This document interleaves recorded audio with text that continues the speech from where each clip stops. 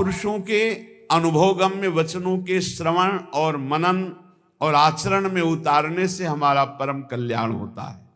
महर्षि अत्रि जी, अनुसुईया जी के पति अत्रि जी, उनके वचन, इहैवात्तं वसुप्रीत्यै प्रेतवै कटुकोदयम् तस्मान्न ग्राह्यमेवैतत् सुखमानन्त्यमिच्छता।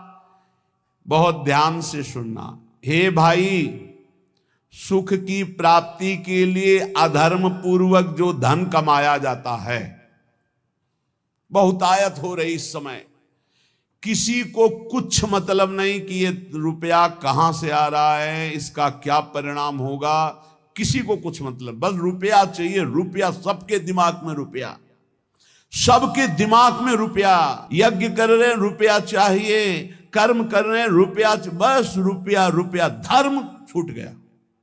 कभी अपने को भी न्यौछावर करने की सोचे। हम इतने शास्त्रों का वर्णन करते, कहीं भी ऐसा नहीं लिखा हुआ है। आज तक हमें कोई खड़ा होकर बता ना कि उस प्रवचन में कहा था। है 4 रोटी आप खा रहे हो, कोई भूखा नजर आ रहा है, आज का भोजन आप दे दो, उपवास कर लो, ये बढ़िया बात है। आप सब्जी लेने जा रहे हो, 100 200 500 रुपया, कोई बीमार आदमी है, उसकी आप आज नमक रोटी खा लो, दे दो उसको, उसकी दवाई का काम करे। ये तो बातें समझ में आती। अरे विश्वंभर भगवान सच्चिदानंद की बात करते हो, तुम्हें खुद भरोसा नहीं सच्चिदानंद में। हम कह रहे हैं ईमानदारी से गौ सेवा करो, अगर बिना मांगे ना आ जाए तो हमें बताना। गोविंद तुम्हारे दरवाजे पर द्वारपाल बना खड़ा रहेगा। गौ सेवा करते हो, चाहे संत सेवा करते हो, चाहे जो भी कार्य करो, तुम्हें भरोसा उस गोविंद का होना चाहिए जिसका यश गाते हो, जिसके लिए करते हो। वो विश्वंभर सब जग का भरण पोषण करता है। हमारी समझ में नहीं आता है। ये मांगने की जरूरत कहां है? मांगना तो शब्द बिल्कुल नहीं। अगर भगवत भरोसा है तो मांगना कैसे आ गया जीवन में? अब यहां देखिए, इहैवात्तं वसुप्रीत्यै प्रेत्यवै कटुकोदयम्। खूब मेहनत करो, धर्म पूर्वक धन कमाओ, परिवार के पोषण में लगाओ। बिल्कुल चवन्नी देने की जरूरत नहीं बाहर। हम तुम्हें कह रहे हैं, उन्हीं को भगवत स्वरूप मान लो। माता पिता परिवार, खूब उनको संतुष्ट करो। घर में ठाकुर जी विराजमान कर लो, भोग लगाओ, परिवार को पवाओ, नाम जप करो। 1 पैसा देने की जरूरत नहीं, तुम्हें भगवत प्राप्ति होगी। हमारी बात समझ लो। अब तुम्हारे पास 100 रुपया इस तरह है कि हमारे सब प्रयोग से, हर कार्य से, अब उनको सोचो, ऐसी जगह हम 100 रुपया देंगे जहां कोई हमको नमस्कार न करे, कभी लौट कर हमसे राधे श्याम न बोले। ऐसी जगह चुपचाप ऐसे दे दो, कोई जाने ना। ये हुआ दान धर्म। सो धन धन्य प्रथम गति जाकी। जहां कोई तुमसे मांगे ना हो, जहां कोई तुमको नमस्कार न करे, जहां तुम्हारा आदर ना हो, ऐसी जगह नेकी कर दरिया में डाल की तरह। कोई दोबारा तुमसे कि ये वही आदमी जो 100 रुपया दिए था, कभी ऐसा ना बोलने वाला हो। ऐसी जगह धर्म पूर्वक कमाई को ऐसे दान किया है। अब यहां महर्षि अत्रि जी कह रहे हैं, इहैवात्तं वसुप्रीत्यै। धर्म क्या है, वैराग्य क्या है, भगवत मार्ग क्या है, परम कल्याण क्या है, जगत मंगल क्या है, बस प्रवचन में रह गया है। ये संसार घृणित है, ये संसार धोखेबाज है, बस वही लौकिक। इहैवात्तं वसुप्रीत्यै प्रेत्यै वै कटुकोदयम्। सबके दिमाग में सोने से जागने तक जैसे अनन्य भक्त के चिंतन में केवल हरि राधा, ऐसे संसारी के केवल दिमाग में रुपया, सुबह से शाम तक, शाम से सुबह तक।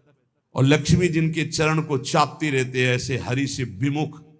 पापाचरण करके रुपया इकट्ठा किया तो बोले इस लोक का धन यहीं रह गया। अब मृत्यु के बाद जो कटु परिणाम उत्पन्न होगा उस धन कमाई का, इसलिए होश में हो जाओ। यदि अभी तक पापाचरण से धन कमाया हो तो उसको ऐसी जगह दान कर दो जहां दूसरों की दवाइयां होती हो, दूसरों के कष्ट निवारण होते हो, दूसरों का उदर पोषण होता हो, वस्त्र आदि, गौओं का चारा आदि अगर हो, अधर्म पूर्वक कमाया हो तो हटा देना। नहीं मरोगे तो दुर्गति होगी और जिंदा में परिवार को नाश कर देगा वो धन। लिख लो हमारे शब्द। जिंदा में जिनके लिए तुम एकत्रित किया उनका नाश करेगा, बुद्धि का नाश, स्वास्थ्य का नाश, तांडव मचाएगा घर में अधर्म का धन। और मरोगे तब कह रहे कि तुम्हारी दुर्गति कर देगा, वही अधर्म का कमाया धन यहां बैंक में रह जाएगा, उसका कमाने का जो कर्म था वो तुम्हारी दुर्गति कर देगा। महाराज अत्रि कह रहे हैं तस्मान ग्राह्य में वही तत् सुखमानंत्यमिच्छता, इसलिए परम सुख प्राप्ति के लिए अधर्म पूर्वक धन कमाने की इच्छा मत करो। अनंत महिमा में भगवान ने धर्म की स्थापना की, पहले धर्म फिर धन, धर्म अर्थ काम मोक्ष, पहले धर्म, धर्म को आगे रख करके धन कमाओ। पहले था चाहे प्राण चले जाएं धर्म नहीं जाना चाहिए। देखा महापुरुषों को, गुरुजनों को, प्राणों की बाजी लगा दी, शहीद हो गए अपने राष्ट्र पर, अपने धर्म पर, अपने भगवत भाव पर। परः पराणाम पुरुषो यस्य तुष्टो जनार्दनः सा प्राप्नोत्यक्षयम् स्थानमेतत् सत्यम मयोदितम्। इस माया से परे परमात्मा है, वह परम पुरुष जनार्दन श्री कृष्ण जिस कार्य से, जिससे संतुष्ट हो गया, वही परम सुखी, वही परम धनवान, वही अक्षय पद को प्राप्त करता है। मैं सत्य सत्य सत्य कहता हूं। इसलिए मानव जीवन प्राप्त करके धर्म का आचरण करो। धर्म के द्वारा संपादित किया हुआ तुम्हारा जीवन, जितने भी कर्म, वो तुम्हें महासुख प्रदान करेंगे। ना गुणान गुणिनो हंति स्तौति मंद गुणानपि नान्य दोषेषु रमते सानसूया प्रकीर्तिताः। जब कभी किसी गुणी की तुम्हारे सामने प्रशंसा होने लगे तो खंडन मत करना, किसी के गुणों का खंडन मत करो। और जब किसी के दोषों की चर्चा होने लगे तो कान में अंगुली डाल के वहां से चले जाओ। जब किसी की महिमा गाई जा रही हो तो आनंदित होकर सुनो, भगवान की विभूति है जिसका वर्णन हो रहा है। लेकिन जब किसी की निंदा की जा रही हो तो कान में अंगुली डाल के उस सभा से निकल जाओ, क्योंकि सभा में जो जो बैठा होगा उसको सबको पाप लगेगा। द्रौपदी जी को निर्वस्त्र करने का आदेश दुर्योधन ने दिया, उठ के चले जाना चाहिए। भीष्म जी को, द्रोणाचार्य जी को, अश्वत्थामा जी को, इन बड़े बड़े महापुरुषों को नहीं गए ना, नहीं रोका ना। कुछ भी हो, अगर भीष्म जी खड़े हो जाते तो किसी की ताकत थी बोले, परिणाम क्या हुआ? भगवान ने सबको मार के गिरवा दिया, सबको दंड भोगना पड़ा। जिस सभा में शास्त्र निंदा हो रही हो, संत निंदा हो रही हो, भगवत भक्त निंदा हो रही, धर्म की निंदा हो रही हो, आपकी सामर्थ्य तो उसकी जबान बंद कर दो, नहीं तो कान में अंगुली डालो, उठ के चले जाओ। उत्तम बात यही, कान में अंगुली डालो, उठ के चले जाओ, क्योंकि सामर्थ्य की बात कानून विरुद्ध हो जाएगी।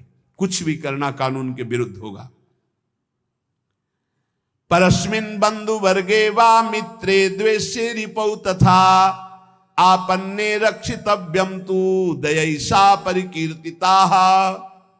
चाहे कोई पराया, चाहे कोई अपना हो, चाहे भाई हो, चाहे दुश्मन हो, यदि आप भक्त हैं तो आपका व्यवहार राग और वैर से रहित होना चाहिए। भाई के प्रति राग नहीं और दुश्मन के प्रति वैर नहीं। अगर भारी विपत्ति में भाई फंस जाए तो हम कैसे करेंगे? उसकी दुख निवृत्ति। ऐसे अगर दुश्मन भी फंस जाए तो हम उसकी दुख निवृत्ति का कार्य करेंगे। दुश्मन है, वो हमें गाली देता है, अपमानित करता है, हमारा बुरा चाहता है, लेकिन हम उसका मंगल चाहेंगे, बोले उसे भक्त कहते हैं। उसे कहते हैं वो राग द्वेष रहित भगवान का भक्त जो दयावान है। आन संशम क्षमा सत्य महिंसा दान मार्जवम प्रीति प्रसादो माधुर्यम मार्दवम च यमादस। यम और नियम, ये जिसके जीवन में होते हैं वो बहुत दैवी संपदावान माना जाता है, भागवतिक माना जाता है। यम किसे कहते हैं? ये 10 होते हैं, यम 10 और नियम 10 होते हैं। यम पहला है आनुशंसम, अक्रूरता, किसी के प्रति भी क्रूर वचन, क्रूर व्यवहार बिल्कुल नहीं होना चाहिए। क्रूरता तब आती है जब हमारे विपरीत कोई व्यवहार करता है, तब उसके बोलने की क्रूरता हो जाती है, चेष्टा में क्रूरता हो जाती है, हृदय में क्रूरता हो जाती है। अचानक आक्रमण होता है। अगर संबोधन करके आवे कि तुम्हारी परीक्षा हो रही तो शायद साधक सावधान हो जाए, पर अचानक आक्रमण माया का होता है। वो संभल ही नहीं पाता कि मेरी परीक्षा हो रही, और वो क्रूर बोल देता है, क्रूर कर्म कर देता है, क्रूर चिंतन कर देता है। इसका मतलब यम कमजोर है, यम नियम में वो कमजोर है। पहला यम है अक्रूरता। न वाणी में क्रूरता हो, न शरीर में चेष्टाओं में क्रूरता हो, न मन में क्रूरता हो, अक्रूरता। दूसरा है क्षमा। सबसे बड़ा बल है क्षमा। कोई कितना भी कैसा भी व्यवहार करे, क्षमा बल से उसे जीत लेना चाहिए। तीसरा है सत्य। सत्य के समान कोई दान नहीं, कोई पवित्रता नहीं, कोई बड़ा अनुष्ठान नहीं। वाणी से सत्य बोलने का नियम बना ले। कलिकाल है, इतना झूठ का बोलबाला है, पूछो मत। झूठ है ही झूठ, औरों से तो और जाने तो गुरु जी से झूठ। कई बार कहा है कि एक घर तो छोड़ दो गुरुदेव का, कम से कम उनके सामने तो सत्य बोलो।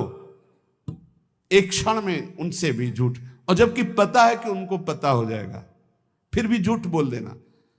अरे भाई, फांसी थोड़ी लग जाएगी, डांट लग जाएगी, गुस्सा हो जाएंगे, पर हम सत्य बोल देंगे तो हमारा अपराध क्षमा हो जाएगा। सत्य एक जगह तो नियम ले लो, तो सब जगह धीरे धीरे फिर भाव मानी संख्या से सवाल हल हो जाएगा। एक जगह सत्य बोलना शुरू कर दो। वाणी में सत्य बोलना, ये यम का नियम। अक्रूरता, क्षमा और सत्य। हमारा जब वाणी में सत्य होगा तो आचरण भी सद आचरण होंगे, फिर हमारा विचार भी सद विचार होगा, और संग भी सदसंग होगा। यम अगला, सत्य के बाद अहिंसा। किसी की भी हिंसा न करना, न मन से, न वचन से, न कर्म से। सत्यम, अहिंसा और दान। सुधन धन्य प्रथम गतिया की दान। बस दान का तात्पर्य इतना ही समझ लो, अहंकार रहित त्वदीयम वस्तु गोविंदम तुभ्यमेव समर्पये। हे प्रभु, आपके द्वारा दी हुई वस्तु, तो ये परिवार से थोड़ा, हमारे परिवार भर के लिए इतना प्रयोग हो गया, 10 रुपया बढ़े, बस ऐसा। ये हमने कहीं नहीं सुना। गरीब आदमी अगर एक बछिया दान करता है तो एक राजा 1 करोड़ गाय दान करे स्वर्णिम आभूषणों से अलंकृत करके, तो उस गरीब आदमी की बछिया के बराबर नहीं होगा। ध्यान रखना, जो गरीब होकर के दान करता है उसका विशेष महत्व होता है। उसकी 4 रोटी उसके पूरे जीवन के कमाई मेहनत से, और तुम 4 करोड़ ऐसे, तो उसकी रोटी के बराबर नहीं हो सकता है। इसलिए दान का विशेष महत्व धर्म द्वारा कमाया हो। जैसे एक बार हमने सत्संग में बताया था दान के विषय में, सेतुआ यज्ञ का, मुदगल ऋषि, वो कभी किसी से दान नहीं लेते थे, तो शीलोंच वृत्ति के द्वारा वो अपना उदर पोषण करते। सील कहते हैं जो किसान अपना खेतों से अन्न का अधिकार ले चुका है, अब वो ऐसे खेत, उनमें जो दाने बाली पड़ा है उसे बिन लेना। उंच कहते हैं जो बाजार में जहां अन्न की बाजार लगी वो उठ चुकी है, इसके बाद जो दाने गिरे उनको उठा लेना। तो वो ऐसे 2-4 किलो सब मिला करके होता होगा। उससे 12 महीना सतुआ बना लेते थे, और उसको थोड़ा थोड़ा 12 महीना, और उसी से तप करते थे। एक दिन वो सतुआ पिसा के रखे ही कि इतने में परीक्षार्थ के लिए भगवान अतिथि रूप में, बहुत भूखा हूं, हे ऋषि, क्या हमारे उदर पोषण की व्यवस्था हो सकती है? तो उनका हाँ, भी तो साल भर के लिए सतुआ एकत्रित ही किया। वो परोसते गए, वो पाते गए, और पूरा साल भर के लिए जो एकत्रित किया था वो सब सतुआ पा गए। चाट चाट के पा लिया कुछ, तो उनका भगवान पूरे साल की व्यवस्था इतनी, जब इसके आगे तो है ही नहीं। उनका चलो हम छक भी गए हैं बहुत, और डकार ली और चले। तो एक नेवला वहां से निकला, तो जो 2-4 दाने सतुआ के गिरे थे वो उसके शरीर में छू गए तो स्वर्णिम हो गया, आधा स्वर्ण का। बड़ा उसको चमत्कार मिला।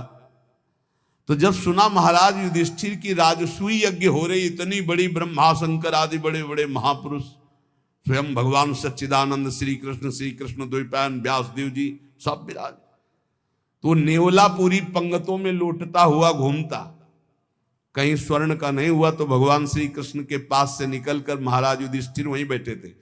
कहा महाराज तुम्हारी यज्ञ मुद्गल ऋषि की सतुआ यज्ञ के बराबर भी नहीं है। तो भगवान श्री कृष्ण ने कहा ऐसा क्यों कह रहे हो? आज तक किसी चक्रवर्ती सम्राट ने ऐसी यज्ञ नहीं की जिसमें स्वयं मैं विराजमान हूं और सब मेरी विभूतियां विराजमान है और सब शास्त्रीय पद्धति से हो रही, तुम ऐसी निंदा क्यों कर रहे हो महाराज राजसूय यज्ञ की युधिष्ठिर की? तब उन्होंने पूरी कथा सुनाई कि सतुआ यज्ञ वाली। तो बोले महाराज मैं पूरा लौट के देख लिया है कि रुआ भी सोने का ले हुआ, तो हुआ ना आपकी यज्ञ उनसे छोटी? तो भगवान ने कहा हां, मुद्गल ऋषि की सतुआ यज्ञ के बराबर तो राजसूय यज्ञ नहीं। क्यों? वो अकिंचन, प्रतिग्रह रहित। तो यहां कह रहे दान शब्द मुद्गल ऋषि का जोर का हुआ, जो धर्म के द्वारा मेहनत करके कमाता है। जब कोई राधा बाबा से कभी कोई दक्षिणा देने की बात आई, एक बार राधा बाबा ने भागवत सुना तो कहा भाई भागवताचार्य को दक्षिणा देनी चाहिए, कोई दक्षिणा देगा? पर धर्म की कमाई का, अगर पाप की कमाई का दिया तो समझ ले तो किसी की जेब में नहीं। एक जो घास खोदना सेवा करना, तो उसने कहा बाबा 50 पैसा या 100 रुपया हम दे सकते हैं। बोले हाँ बस इतना ही काफी है। बाबा ने लिया और कहा भागवताचार्य जी से ये है दक्षिणा। वो तो केवल बाबा को प्रसन्न करने के लिए सुनाने आए थे, उनका अर्थ से कोई मतलब नहीं। हिम्मत नहीं पड़ी किसी की 10-5 रुपया देने की, केवल वो एक घास खोदने वाला, बाबा मेरी कमाई धर्म की है, ये 100 रुपया या 50 पैसा, चाहो तो 50 ले लो 50 पैसा, या चाहो तो 100 रुपया, इससे ज्यादा हमारे पास व्यवस्था भी नहीं। ये दान वही जो मेहनत के द्वारा किया हुआ। फिर दूसरे यम आगे नम्रता, नम्रता विद्या विनयम ददाति। आज पढ़ लिख करके उद्दंड बनते हैं, पढ़े लिखे हैं। पूछो अपने माता पिता के पैर छूते हो? नहीं। माता पिता कहते हैं कहां जा रहे हो? बोले आप अपना देखो, हम स्वतंत्र हैं, हमारा जीवन अपने, हम जो कर रहे हैं वो तुम्हारा अधिकार नहीं। ये है विद्या, ये है विनयम ददाति, ये है विनय। कठोर शब्द बोल रहे हैं माता पिता को, उद्दंडता पूर्वक व्यवहार कर रहे हैं, गुरु का उपहास कर रहे हैं, टीचर का उपहास कर रहे हैं। बच्चों को देखो ना, टीचर का उपहास कर रहे हैं। नम्रता विद्या से आती है, विद्या विनयम ददाति। पढ़ना लिखना ये तभी सार्थक है जब विनय आ जाए। उल्टा हो रहा है, जितना विद्या घमंड बढ़ता चला जा रहा है, अहंकार बढ़ता चला। विद्या रूप महत्व कुल धन यौवन अभिमान, कुछ नहीं मिला, कोई विद्या नहीं। जो जितना विवेकवान, जितना विद्यावान उतना विनयी पाया गया, घमंडी नहीं पाया गया। या उल्टा होता है। क्यों उल्टा होता है? क्योंकि गुरुजनों के चरणों में बैठकर विद्या नहीं ली गई है। इसीलिए पहले गुरुकुलों में भेजा था महापुरुषों के समीप के, वहां विद्या विनय प्रदान करती थी। रजोगुण रहित जीवन, ऋषियों के समुदाय में एक भागवतिक वातावरण है। नम्रता, फिर है सबसे प्रीति, सब जीवन सुप्रीति रीति निभाता अपनी, सबसे प्रेम का व्यवहार, लेकिन निष्काम, किसी से कोई कामना नहीं।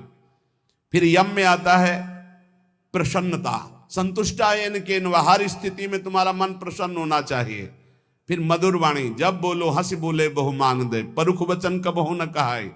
और कोमलता, हृदय बड़ा कोमल होना चाहिए।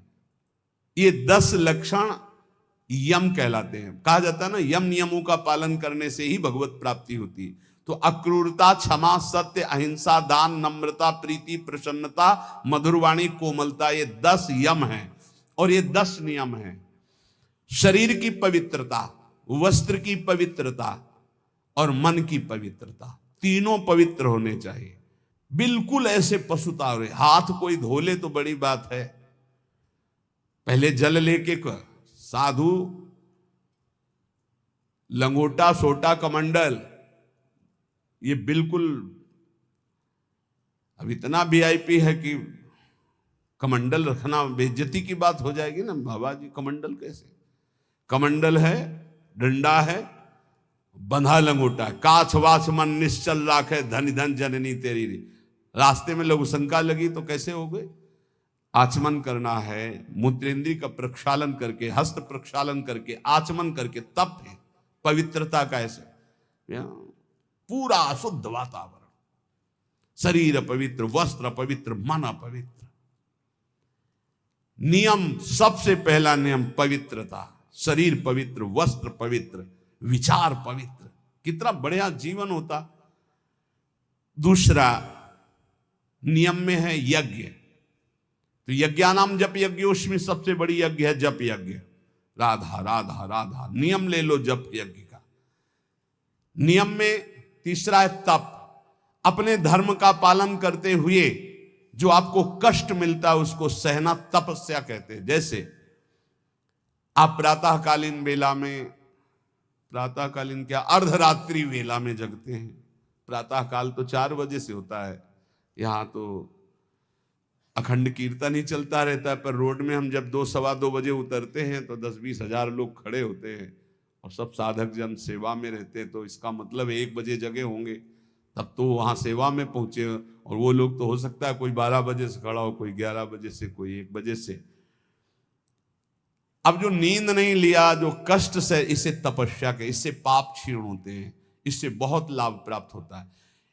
ये बाहरी तपस्या है। समय से स्नान करना, चाहे गर्मी हो चाहे सर्दी हो। समय से अपनी दिनचर्या में आना, चाहे जितना कष्ट हो, ये बाह्य तपस्या में होता है। भोजन आदि ना मिल पाना, फिर भी अपनी दिनचर्या करना। और आंतरिक तपस्या मानी जाती काम क्रोध लोभ आदि को सहना, इनको सहना आंतरिक तपस्या कहे। इन तपस्याओं के अलावा और भी बहुत सी तपस्याओं का वर्णन, पर वो खास बात नहीं। आए हुए वेग को सह जाए सो महात्मा। काम के वेग को, क्रोध के, लोभ के, मोह के वेग को जो सह जाए, ये सबसे बड़ी तपस्या। नियम पवित्रता, नियम जप, नियम तप, कष्ट सहने का स्वभाव, नियम दूसरों को सुख देने का स्वभाव। आओ बैठो बैठो, मृदु भाषण। आप जल पिएंगे?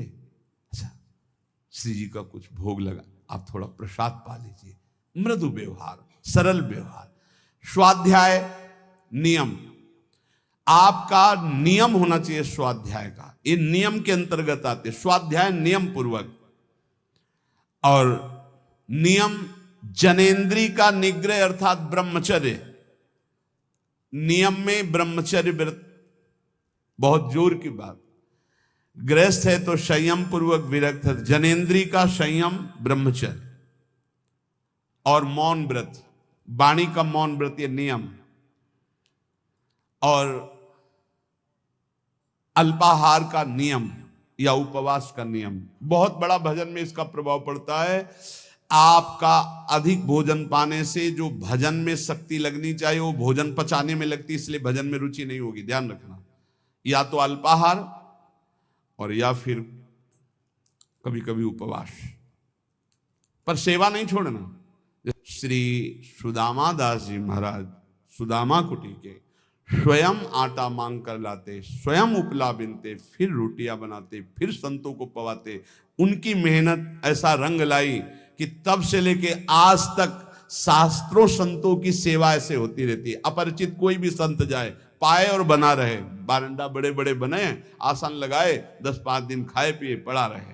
आज भी वो सेवा चल रही। संत सेवा अगर मिल जाए, परोसना है, पत्तल उठाना है, पोछा लगा, ये अहोभाग्य समझा जाए। इसको ऐसा ना समझा जाए कि एकांत में बैठकर भजन करना ज्यादा अच्छा है, लेकिन इनके बीच नहीं। मन की गति को संभाल पाना बहुत कठिन है। आज एकांत के लिए भजन के लिए कर रहा है, कल एकांत के लिए भोग के लिए कहेगा, इसका कोई विश्वास नहीं।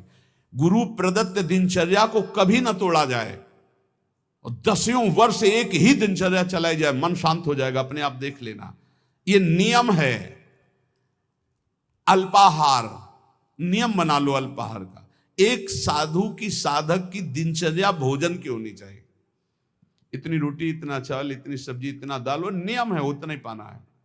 कुछ भी हो, अच्छे से अच्छा पदार्थ हो, एक नियमावली भोजन की होनी चाहिए।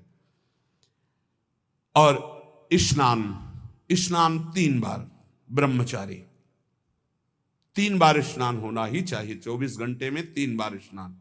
वो शरीर सुख के लिए नहीं, जैसे अब सोने जा रहे हैं तो कोई स्नान करते हैं, नहीं, कदापि नहीं, दिनचर्या के विरुद्ध नहीं। एक प्रातः जो अभी 1:30-2 बजे हुआ, और एक पुनः अगर आपका दिनचर्या का क्रम में 8 बजे, 9 बजे, 10 बजे जैसे स्नान का हो, फिर एक सायं 4 बजे, 5 बजे, बस। अपने का तो 2-3 घंटे बाद ही पुनः स्नान होता है, फिर सायं होता है। 3 स्नान जीवन हो गए, 3 स्नान जीवन। अगर कहीं पेट खराब हो गया तो जय बार फिर अर्ध स्नान करना ही करना है। ये 10 नियम और 10 यम ये साधक के जीवन में होने ही चाहिए। नियम पवित्रता का, जप का, तप का अर्थात कष्ट सहने का, दूसरों को सुख देने का, स्वाध्याय करने का, ब्रह्मचर्य का, मौन का, उपवास का, स्नान का, ये नियम होने चाहिए, नियम होने चाहिए। इसमें ये नहीं देखा जाता है स्नान का कि शौच लगी है तो ठीक है, शौच नहीं लगी तो चलो नहीं करते स्नान, इसका नहीं। एक नियम अपने लोगों की दिनचर्या रही। यहां तो बाथरूम, शौचालय गंगा किनारे, जब शीत वायु चल रही तब 3 बार स्नान, और पूरी जटाओं के सहित। ये जो घंटों जटाओं से गंगा जल गिरता रहता था, ऐसे टपकता रहता, पूरा शरीर कांपता रहता। वहां ये थोड़ी देखना है कि शरीर को क्या हो रहा है, वहां भगवत प्राप्ति करनी है। आगे कह रहे हैं महर्षि विश्वामित्र जी की वाणी, निज अनुभव कह रहे हैं। कामं कामायमानस्य यदि कामः समृद्ध्यति अथैनमपरः कामो भूयो विद्यति बाणवत्। हे भाई, सबसे ज्यादा पतन का कार्य होता है काम भोग। ये ऐसा विकल कर देता है भोग के लिए कि सब प्राणी को, पशु पक्षी मनुष्य देवता कोई भी, ये सब विकल कर देता है कि रुक पाना बहुत कठिन होता है। फिर जहां उसको भोगा गया तो उसकी नवीन कामना, फिर नवीन कामना, फिर नवीन कामना। यदि कामा समध्यति तो अथैनम अपरः कामो भूयो विद्यति बाणवत। बाण के समान हृदय को बेधता रहता है काम, बार बार बार बार। इसलिए जिसको काम वेदना पर शांति प्राप्त करनी तो उसे भोगना बंद करना पड़ेगा। जैसे कुम्हार अपनी मटकी को खूब ठोक बजा के देख लेता है कहीं से फूटी तो नहीं, तब बाजार में रखता है, ऐसे ही भगवान और गुरुजन ठोक बजा के देख लेते हैं बिल्कुल पक्का, तो जा, अब जा, तुझे माया त्रिभुवन में त्रिकाल में भी कभी परास्त नहीं कर सकती। देखो एक चीज ध्यान रखना, गुरुजनों की आंतरिक वृत्ति को पहचानना चाहिए, इनकी इच्छा क्या है। गुरुजनों की इच्छा को समझो। जैसे भगवान नाना प्रकार की भोग सामग्री सामने भेजेंगे तो आप सोचो कि भगवान के द्वारा ही तो भेजी हुई, नहीं। आपको देखना है भगवान की इच्छा क्या है, तो गीता पढ़िए, गीता जी में भगवान आप बोल रहे हैं ऐसा करो ऐसा ना करो। ऐसे गुरुजन जब बोलते हैं तो उनकी बात पकड़ो, इसके बाद वही सामग्री आपको देंगे, ये लो ये लो ये लो, तो आपको पकड़ना नहीं। आपने कहा था, नहीं नहीं आप लीजिए खाइए, आप कह तो रहे लेकिन आपने कहा था कि नहीं खाना है, तो हम ही कह रहे हैं खाइए ना। हमें लगता है आपने कहा था कि नहीं खाना तो हमें नहीं खाना चाहिए, तो देख लो फिर तुम जैसा। अंदर अंदर वो खुश हो रहे हैं, शाबाश शाबाश, निकल जा निकल जा। नहीं मान लो आप खा लीजिए ना, महाराज जी हमारा आपने कहा था नहीं खाना चाहिए, वो बहुत सुंदर चल रहा है, चलो भाई ठीक है। उस समय सोचिएगा नहीं कि नाराज हो रहे हैं, पक्की मानिएगा ये सिर्फ आपको ठोक बजा कर देखा जा रहा है। बहुत खुश है वो इस बात से कि आपने संसार के विषयों का त्याग भगवान के लिए किया, सच्ची मानिए। हृदय से आशीर्वाद होता है, हृदय से आह्लाद। बाहर से ऐसे हम भले कैसे हैं यार, हम ही तो कह रहे थे खा लेते ना, अब आप कह रहे हो तो, पर आपने ही कहा था कि बार बार उस बात को जो उन्होंने उपदेश किया है उस बात को याद दिलाता रहे। उससे क्या होगा, आप परिपक्व हो जाएंगे। कभी ये मत समझ लो जैसे आद्य गुरु भगवान शंकराचार्य जी मछली खाए तो और लोगों ने मछली, जो शिष्य थे, फिर कांच पिया, तो उनकी सामर्थ्य के बराबर हमारी सामर्थ्य। वो जो बोल रहे हैं उसको पकड़ो। ऐसा कई बार हुआ।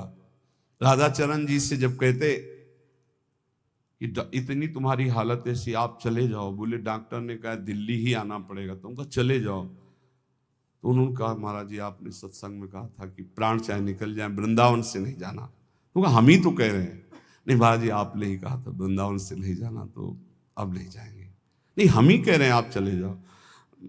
आप यहाँ जरूर कह रहे हो लेकिन फिर सत्संग में आप फिर कहोगे कि धन्य है उसका जीवन जो मरणासन वृंदावन वास कर। महाराज जी अब नहीं जाएंगे हम। देख लो भाई, रोग भी वो जो सड़न हुई थी अपने आप ठीक हो गई, और इस समय श्री जी की सेवा में है। ये सब हितजू के महल में विराजमान है। सब हरिवंश महाप्रभु के श्री हरिवंश शरण जे आए, श्री वृषभान कुंवर नंद नंदन निजकर अपनी चिट्ठी चढ़ाए। न जातु कामा कामानाम उपभोगेन साम्यति, हविषा कृष्ण वर्तमेव भूय एवाभिवर्धते, कामान अभिलषन् मोहान न नरः सुख मेधते। जो कभी ये सोच लेता है कि एक बार भोग लूं मेरी इच्छा शांत हो जाएगी, बहुत धोखे में हो गया, दलदल में कूद गया। अब जैसे आग में घी डाल दे तो प्रज्वलित हो जाती। जे ही भोग की कामना से भोग मिला वो आग पैदा हो गई कि वो भ्रष्ट होता चला जाएगा। इसलिए उपासक को चाहिए कि जब सैकड़ों बार भोग के रोकेगा तो सैकड़ों दिन रोना पड़ेगा, तब जाके कहीं ठीक हो गए। उसका पाप भी बन गया, उसका अभ्यास बन गया, उसका स्वाद मिल गया, बहुत समय लगेगा। और पहली बार में ही यदि रोक लिया तो ऐसे चट से निकल जाओगे। इसलिए भोग की आकांक्षा उत्पन्न होने पर उपासक को पहली वृत्ति में ही रोक लेना चाहिए। ये ना सोचे कि भोग भोगने के बाद शांति मिल जाएगी, नहीं, ऐसे दलदल में फंस जाओगे, फिर निकलना मुश्किल हो जाएगा। इसलिए सत्य नार कहा प्रतपति सत्य तिष्ठति मेदिनी। तुम सत्य नियम धारण करो, सत्य बोलो, सत्य आचरण करो। सत्य के प्रताप से सूर्य तेजस्वी है, सत्य के प्रताप से पृथ्वी जल में नहीं डूब रही। सत्य सबसे बड़ा धर्म है, सत्य बोलने के बराबर कोई पुण्य नहीं है। सत्यवान चाहे तो स्वर्ग लोक जाए, चाहे ब्रह्म लोक जाए, जो चाहे वहां जा सकता है, जो चाहे कर सकता है। 1000 अश्वमेध एक आदमी करने वाला और एक आदमी केवल सत्य बोलने वाला तराजू पे तोला जाए तो सत्य बोलने वाला अधिक पुण्यशाली पाया जाएगा। आप देख लीजिए, अश्वमेध सहस्त्रम च सत्यम च तुलया धृतम, अश्वमेध सहस्त्राधि सत्यमेव विशिष्यते। एक आदमी केवल सत्य बोलता है और एक आदमी 1000 अश्वमेध यज्ञ करता है, तो तराजू पे तौला जाए तो सत्य बोलने वाला श्रेष्ठ पाया। मतलब सत्य से बढ़कर कोई यज्ञ नहीं, कोई दान नहीं, कोई तपस्या नहीं, कोई पुण्य नहीं। इसलिए सत्य का ही वचन पूर्वक बोलना, सत्य का ही चिंतन करना, सत्य का ही आचरण करना, तो सच्चिदानंद रूपाय प्रभु श्री कृष्ण की निश्चित प्राप्ति हो जाएगी। खूब नाम जप करो, जो सत्संग सुना उसका मनन करो, गंदे आचरणों का त्याग करने का नित्य प्रति उत्साह रखो। भगवान सबको बल प्रदान करेंगे और इसी जन्म में हम सब भगवत प्राप्ति करें।